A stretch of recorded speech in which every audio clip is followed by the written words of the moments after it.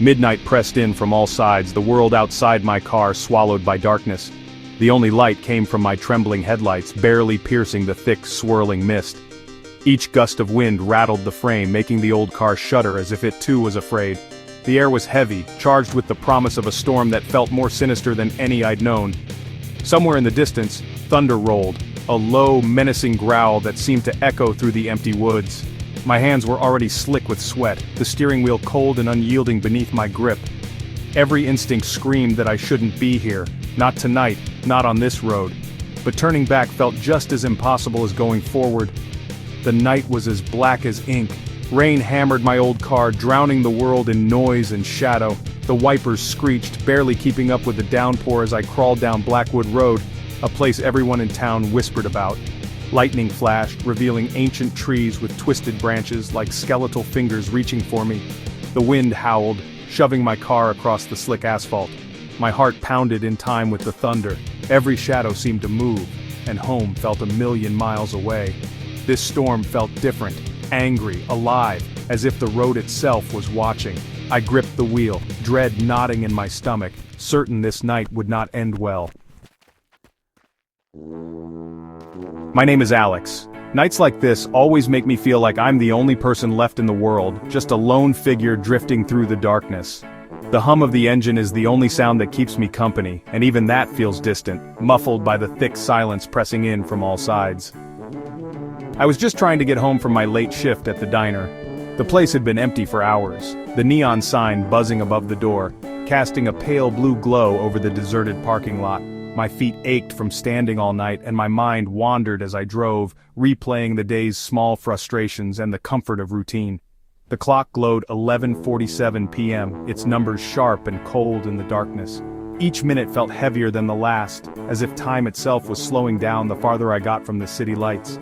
I was exhausted, desperate for my warm bed and the safety of home. My eyelids drooped, and I fought to keep my focus on the road, knowing that just a moment's distraction could be dangerous out here, where help was miles away. The heater was useless against the chill creeping in, fear, not cold, tightening around me. Every shadow outside seemed to move, and the wind rattled the windows as if trying to get inside. I pulled my jacket tighter, but it did nothing to ease the tension in my chest. The radio was dead, just static and silence, as if the forest itself was listening. I twisted the dial, hoping for a song or a voice, but all I got was the crackle of empty air, making the night feel even more isolating. I muttered to myself, "Almost there, Alex, just a few more miles." My own voice sounded strange, swallowed up by the darkness, but it was a small comfort, a reminder that I was still here, still moving forward.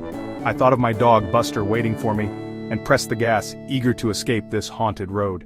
The image of his wagging tail and warm eyes gave me something to hold on to, a reason to keep going even as the night grew colder and the road seemed endless. The faster I drove, the more the darkness seemed to close in.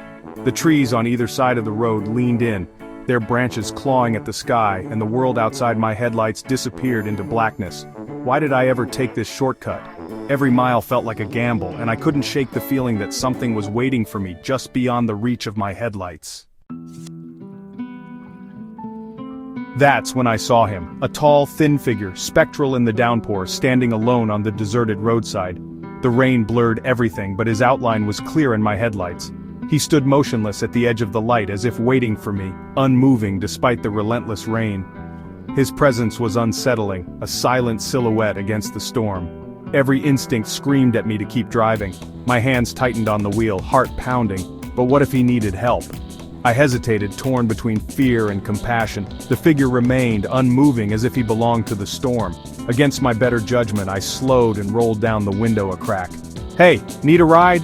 My voice trembled, nearly lost in the rain. He didn't answer at first, just stood there, water streaming from his coat. Then slowly, he nodded, his face shadowed beneath his hat. He moved toward the car, footsteps silent on the wet pavement, and slid inside. A chill seemed to follow him. The storm's roar faded, replaced by the squeak of the wipers and my pounding heart. He sat perfectly still, water dripping from his coat, eyes fixed ahead. He didn't speak, just sat there, a silent, soaked stranger. I tried to believe I'd done the right thing, but doubt crept in. Who was he? Why was he out here alone in the storm? Dread settled in, heavier than the rain. I wondered if I'd made a terrible mistake. I pulled away, the silence inside the car thick and suffocating. "Pretty bad storm, huh?" I tried, but he didn't respond, didn't even look at me. He stared straight ahead, face hidden in shadow, water dripping from his coat. The only sounds were the storm and my own ragged breathing. I forced a smile. "Where are you headed? I can take you to town." Still nothing. He was a statue, cold and unmoving. The air grew colder, the car smaller, my nerves stretched to breaking. Who was this man, and why did his silence feel so dangerous?